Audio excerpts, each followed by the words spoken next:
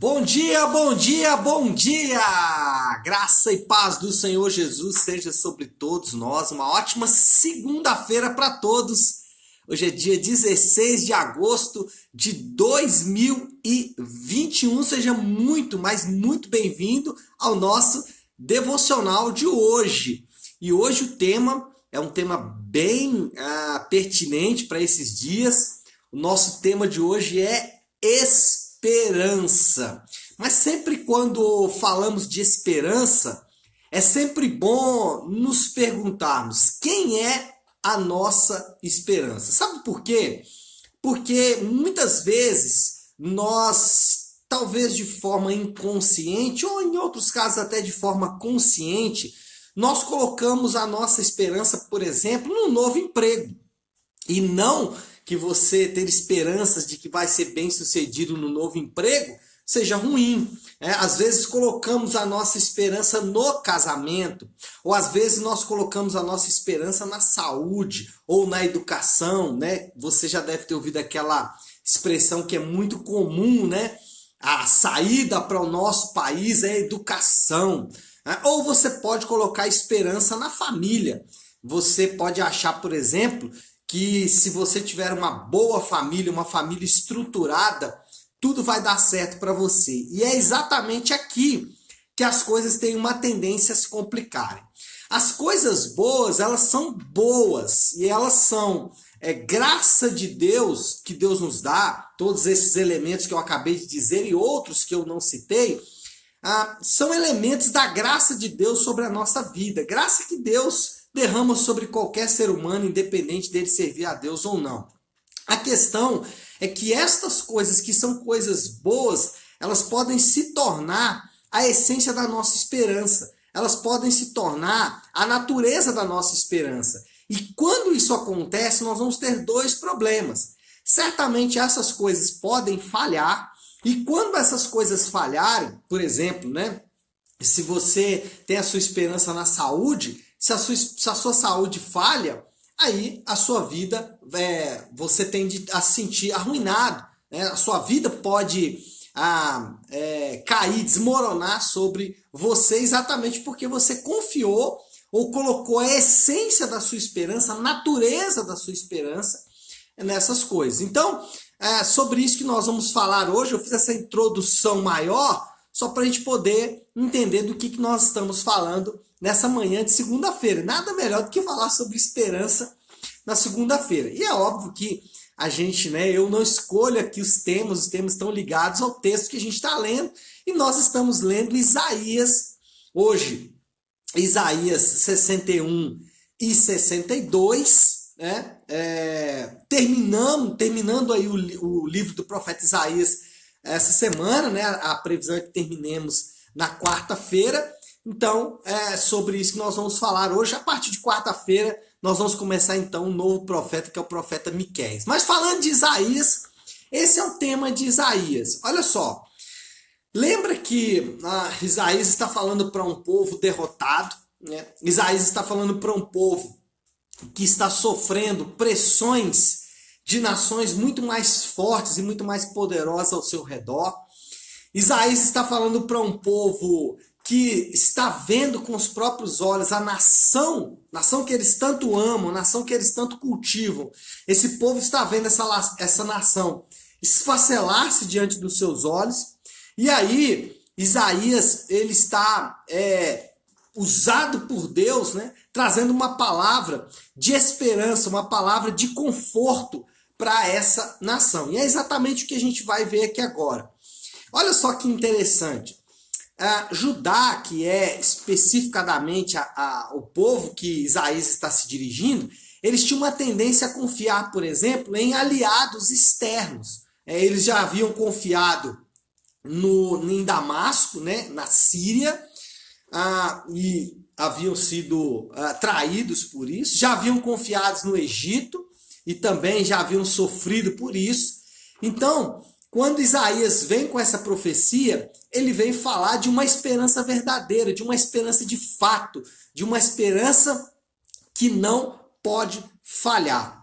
Agora, essa profecia, tanto do capítulo 61, capítulo 62, Capítulo 62, irmãos, é impressionante porque é uma profecia relacionada ao reino vindouro incrível, impressionante. Então, essas duas profecias, é óbvio que ela vai alcançar a nação de Judá, o povo de Judá, Jerusalém, mas a profecia tem um valor muito, mas muito maior do que apenas aquela nação, do que apenas aquele povo. Olha só para você ver, a profecia começa no 61:1. E o que está escrito no Isaías 61:1? Eu vou ler para vocês. Isaías 61:1. O Espírito do soberano Senhor está sobre mim, porque o Senhor ungiu-me para levar boas notícias aos pobres. Enviou-me para cuidar dos que estão com o coração quebrantado e anunciar libertação aos cativos, anunciar liberdade aos cativos e libertação das trevas aos prisioneiros. Então, vamos pensar aqui no contexto. Isaías está dando uma profecia para um povo esfacelado, para um povo destruído, derrotado.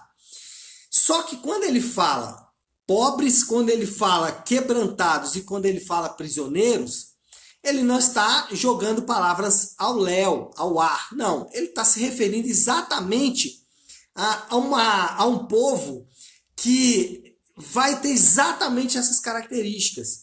Por quê? Quando a Babilônia invade Jerusalém, ela leva os ricos, mas os pobres ficam lá. Os pobres ficam na nação. Então, Isaías está se dirigindo, levando uma palavra de esperança para a nação de Judá, mas ele está se dirigindo, ou ele está trazendo uma palavra de esperança muito maior. Por quê? Jesus, ele vai usar exatamente esse mesmo texto para falar sobre ele mesmo lá na sinagoga de Nazaré. Então, a esperança que a nação de Israel, ou que a nação de Judá estava esperando aqui, ela é muito, mas muito maior do que eles poderiam imaginar. Eles tinham um inimigo aqui, e esse inimigo é comum a nós. Nós temos inimigos em comum aqui desse povo. Qual era o inimigo comum desse povo que é inimigo nosso também? A esperança falsa. A esperança em coisas que de fato não podem trazer salvação ou não podem trazer solução para o nosso problema. E aí, Isaías, né, aqui hoje nós sabemos, né, ele vai apresentar a esperança verdadeira. Quem é a esperança verdadeira? Ele mesmo disse sobre ele, é o próprio Senhor Jesus. Ele é a nossa esperança verdadeira.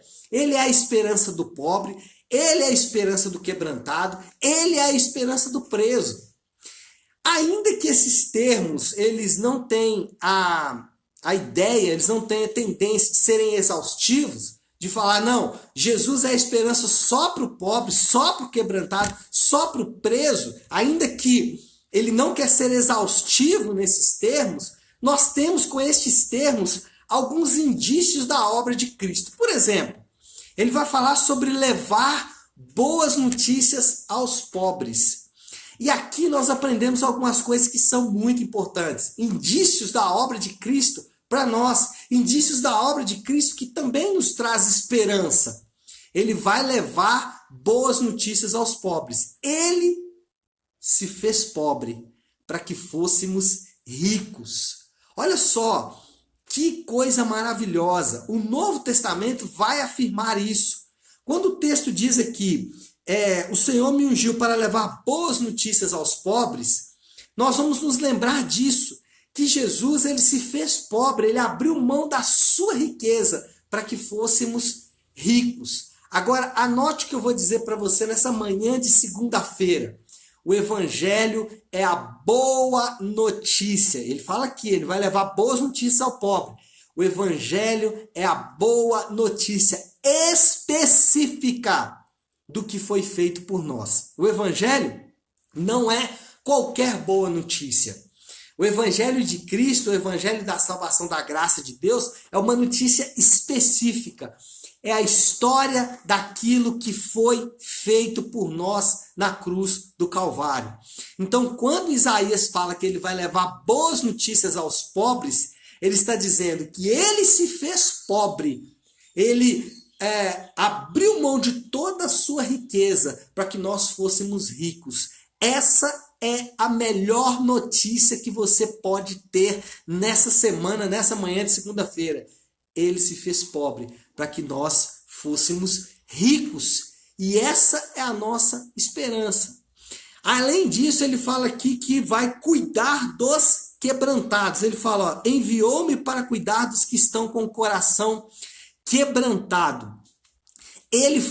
Jesus foi literalmente quebrado para que nós fôssemos completos. Ele foi esfacelado, ele foi moído, ele foi rachado, exatamente para que nós encontrássemos completude.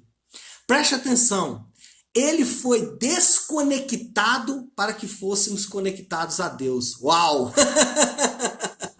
Ele foi desconectado e na cruz ele fala isso, Deus, Deus, por que me desamparastes?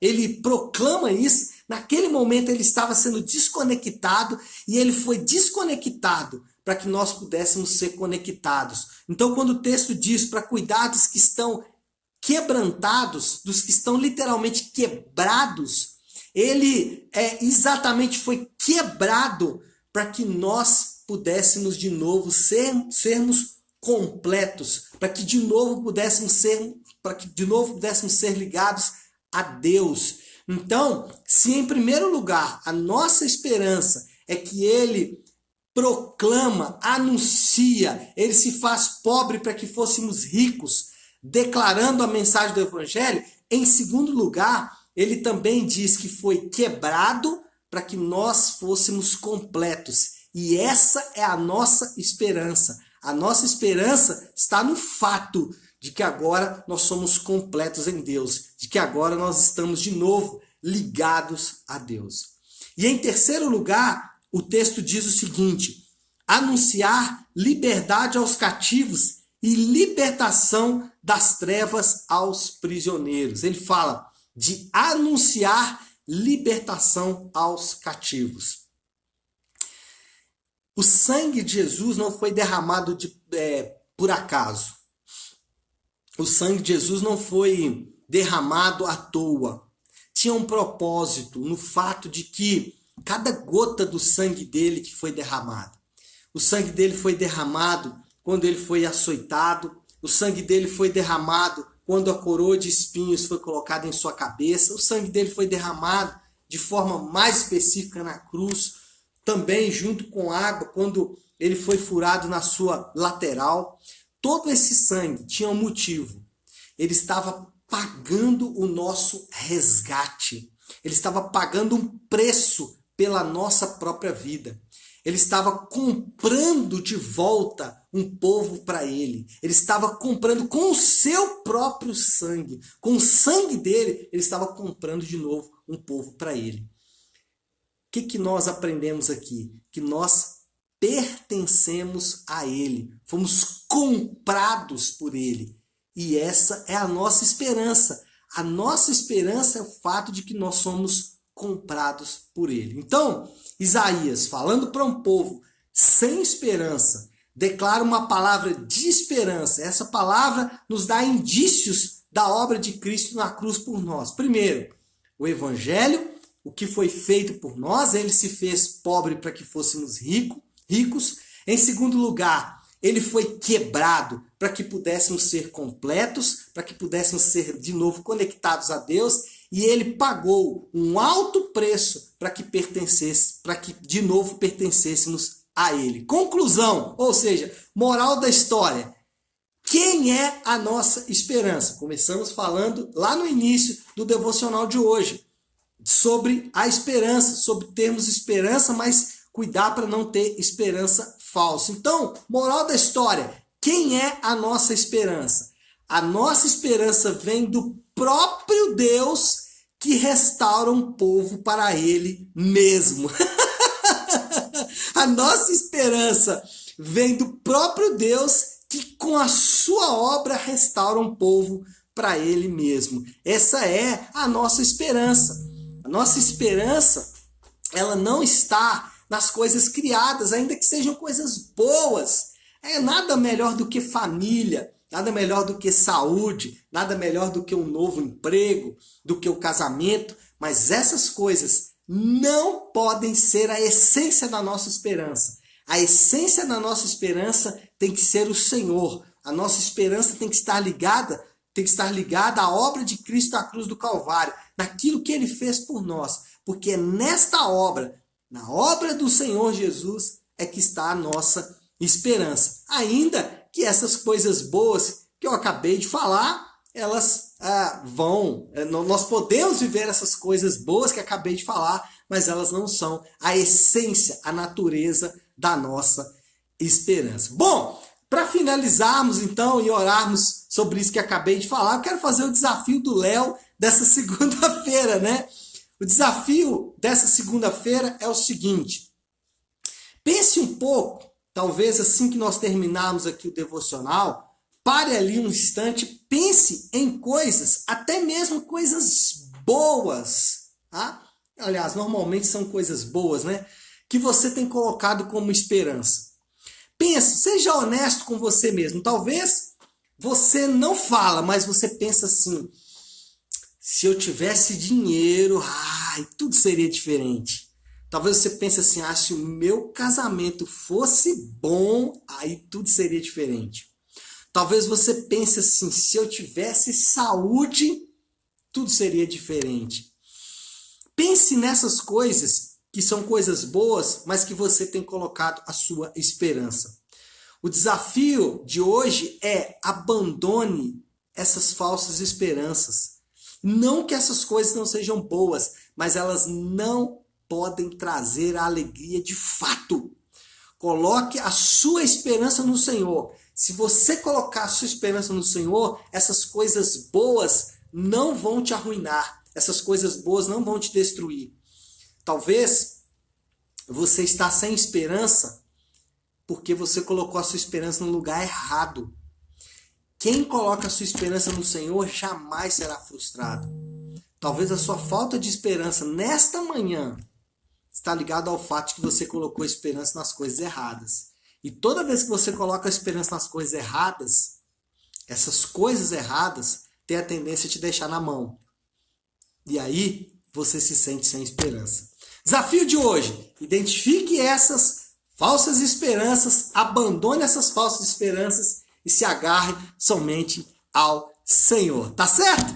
Vamos orar? Vamos colocar tudo isso aí que falamos diante do Senhor. Eu quero começar essa semana fazendo aí a oração que o Senhor nos ensinou, a oração do Pai Nosso. Vamos começar bem a semana orando o Pai Nosso, e é a oração universal que todos nós conhecemos, né? Vamos fazer isso? Se você então puder, pare agora um instante aquilo que você está fazendo e vamos juntos fazer a oração do Pai Nosso. Oremos assim: Pai nosso que estás nos céus, santificado seja o teu nome. Venha o teu reino, seja feita a tua vontade, assim na terra como no céu. Dá-nos hoje o nosso pão de cada dia. Perdoa as nossas dívidas, assim como perdoamos aos nossos devedores. E não nos deixes cair em tentação, mas livra-nos do mal, porque teu é o reino, o poder e a glória para sempre. Amém, amém e amém. Amém, pessoal? Bom, então é isso, né? Eu espero que essa palavra tenha falado ao seu coração. Vamos aí para uma segunda-feira abençoada. Vamos aí para uma semana abençoada. Que a graça e a misericórdia do Senhor sejam derramadas sobre a sua vida. Ótima segunda, ótima semana para todos.